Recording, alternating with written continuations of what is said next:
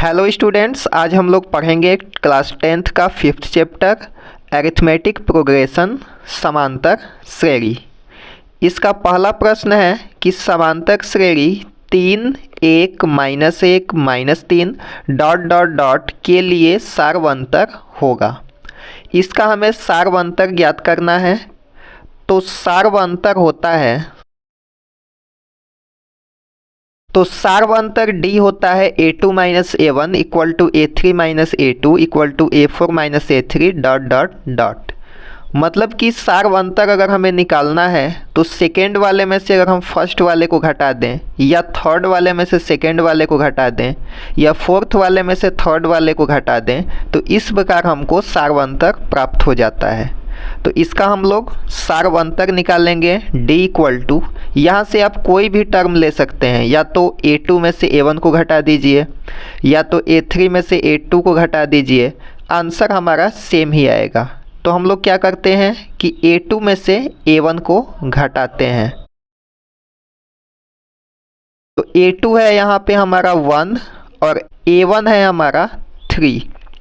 तो D equal to हमारा होगा 1 में से जब हम 3 को माइनस करेंगे तो बनेगा -2, और यही हमारा सार्वंतर हो जाएगा। अगला प्रश्न है k के किस मान के लिए k+9, 2k - 1 तथा 2k + 7 समांतर श्रेणी के सतत पद होंगे। तो हम जानते हैं कि यहाँ से अगर हम इसका सार्वंतर निकालें तो हम इस दूसरे वाले पद में से पहले को घटा सकते हैं, तो भी हमारा सेम ही आंसर आएगा। या फिर अगर हम थर्ड टर्म में से सेकेंड वाले को घटा दें तो भी हमारा उस केस में भी आंसर सेम ही आता है। तो यहाँ पे हम लोग क्या करेंगे कि इसका सार्वंतर निकालेंगे, यानी कि 2k - 1, इसमें से हम लोग माइनस करेंगे k+9 को, तो जो हमारा सार्वंतर आएगा ये बराबर होगा थर्ड में से सेकेंड वाले को जब हम इसको घटाएंगे। तो ये है 2k + 7 माइनस ये सेकेंड वाला टर्म 2k - 1। तो इसको हम लोग सॉल्व कर लेते हैं।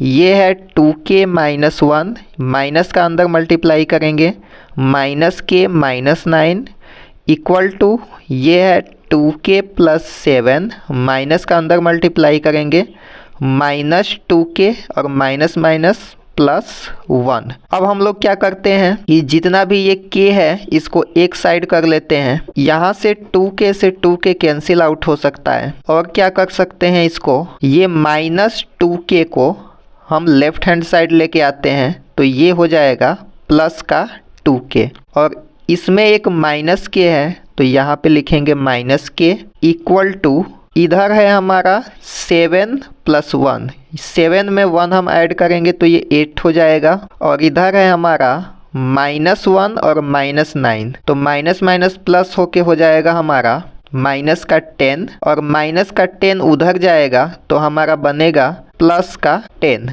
यहाँ से हम देख सकते हैं कि 2k में से 1k हम माइनस करेंगे तो बचेगा हमारा 1k इक्वल टू 8 में हम 10 जोड़ेंगे तो बनेगा हमारा 18। तो यहाँ से k का मान हमको जो निकालना था वो मिल चुका है, और यही हमारा आंसर है। अगला प्रश्न है समांतर श्रेणी का चौथा पद शून्य है, तो सिद्ध कीजिए कि समांतर श्रेणी का 25वां पद 11वें पद का 3 गुना है। तो इसको हम लोग कैसे सिद्ध करेंगे? सबसे पहले देखेंगे कि इस प्रश्न में क्या दिया है। तो कह रहा है कि चौथा पद शून्य है, इसका मतलब कि T4 जो है हमारा 0 है, यानी कि चौथा टर्म हमारा शून्य है, ये हमको दिया हुआ है। अब हम जानते हैं कि चौथे पद को हम कहते हैं a + 3d, और ये है इक्वल टू 0 के बराबर। अब ये चौथा पद a + 3d कैसे आया, तो इसको हम लोग देख लेते हैं। यहाँ पे हमारा समांतर श्रेणी जो होता है ये होता है a, उसके बाद a + d, उसके बाद a + 2d, उसके बाद a + 3d, ऐसे ये ... आगे चला जाता है। तो यहाँ पे इसको हम कहते हैं फर्स्ट टर्म, इसको सेकेंड, इसको थर्ड, इसको फोर्थ। तो यहाँ से अगर हम फर्स्ट टर्म देखें T1, तो ये है हमारा A, सेकेंड टर्म T2 देखें तो ये हमारा है a प्लस डी। इसके बाद थर्ड टर्म T3 है हमारा a प्लस 2d। और उसके बाद फोर्थ टर्म हमारा T4 है a प्लस 3d। तो इस प्रकार हमारा fourth term a plus 3d है। तो इसीलिए यहाँ पे हमने T4 के जगह पे लिखा a plus 3d equal to 0। और यहाँ से हमको क्या प्राप्त हो सकता है, यहाँ से अगर हम 3d को राइट हैंड साइड लेके जाएं तो ये बनेगा a equal to minus 3d। यहाँ पे पावर ऑफ हो चुका है। इसके बाद हमको सिद्ध करना है कि समांतर श्रेणी का 25वां पद 11वें पद का 3 गुना होता है। तो प्रश्नानुसार कह रहा है कि 25वां पद यानी कि लिखेंगे T25, ये जो है 11वें पद का 3 गुना है, यानी कि इक्वल टू है 3 टाइम्स T11। अब इसको हमें सिद्ध करना है तो सबसे पहले हम ले लेते हैं लेफ्ट हैंड साइड यानी कि T25। तो T25 को हम कह सकते हैं a प्लस 24d। जैसे यहाँ पे T4 को a प्लस 3d लिखे हैं उसी प्रकार T25 को हम लिखते हैं a प्लस 24d। अब यहाँ पे हम देखते हैं कि a का मान जो है माइनस 3d है, तो यहाँ से हम a के जगह पे रख सकते हैं माइनस 3d। तो इस प्रकार हमको T25 मिलेगा, a के जगह पे लिखेंगे माइनस 3d, उसके बाद प्लस 24d। और हम जानते हैं तो इस प्रकार T25 इक्वल टू मिलेगा माइनस 3d में जब हम 24d को ऐड करेंगे तो हमको मिलेगा 21d। इसके बाद हम लोग RHS को सॉल्व कर लेते हैं। तो RHS दिया हुआ है हमको 3 टाइम्स T11, तो यहाँ पे है 3 टाइम्स T11। तो T11 हमारा होता है, पहले इसको हम लोग लिख लेते हैं 3 टाइम्स, और T11 होता है a प्लस 10d। तो इस प्रकार 3 टाइम्स T11 मिलेगा। 3 का a में मल्टीप्लाई करेंगे तो ये बनेगा 3a, उसके बाद प्लस 3 का 10 में मल्टीप्लाई करेंगे तो हमको मिलेगा 30d। तो इस प्रकार हमको 3 टाइम्स T11 मिल जाएगा 3a। अब a के जगह पे हम लिखेंगे माइनस 3d, तो ये होगा 3 times minus 3d plus 30d। अब यहाँ से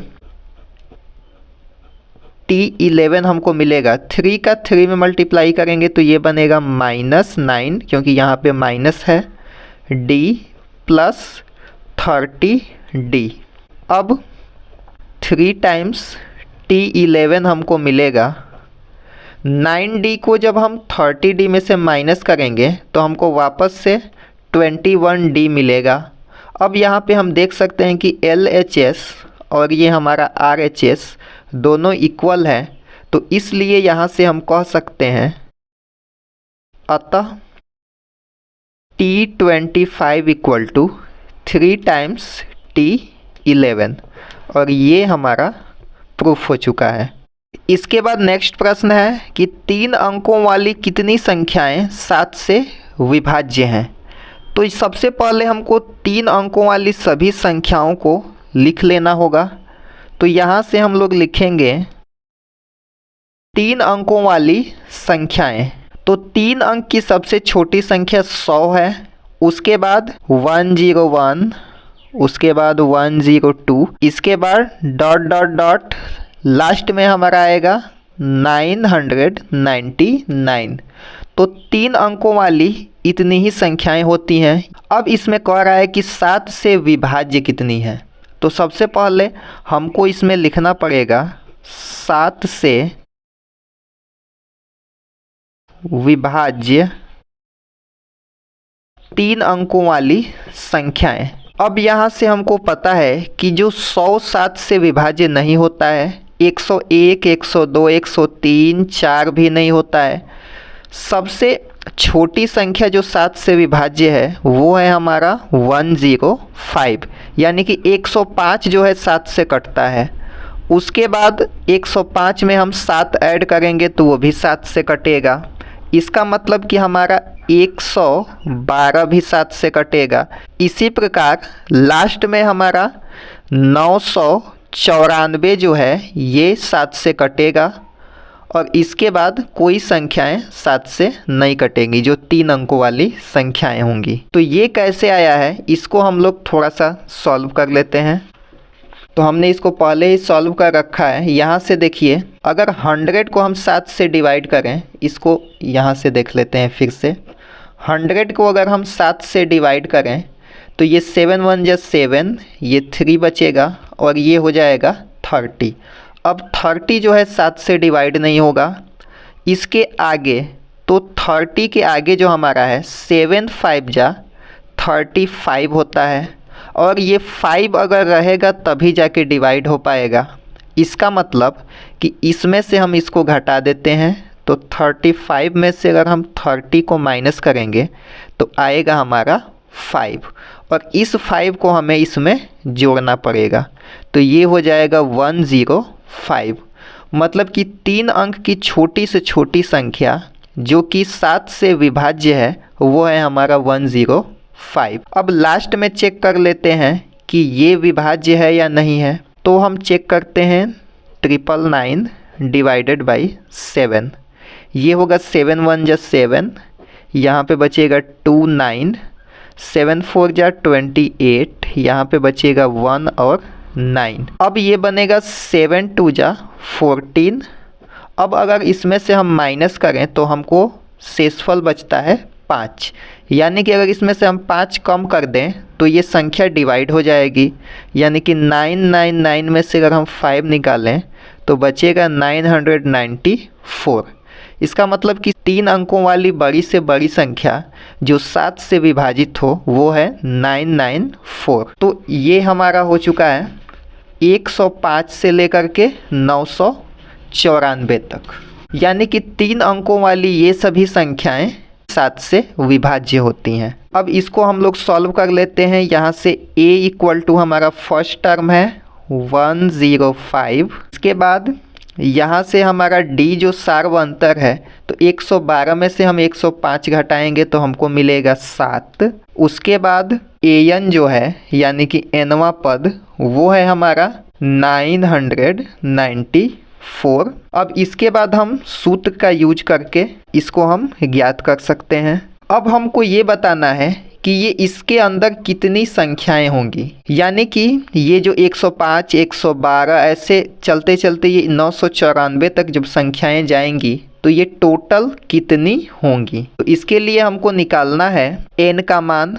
तो सूत्र होता है an equal to a plus n minus 1 into D.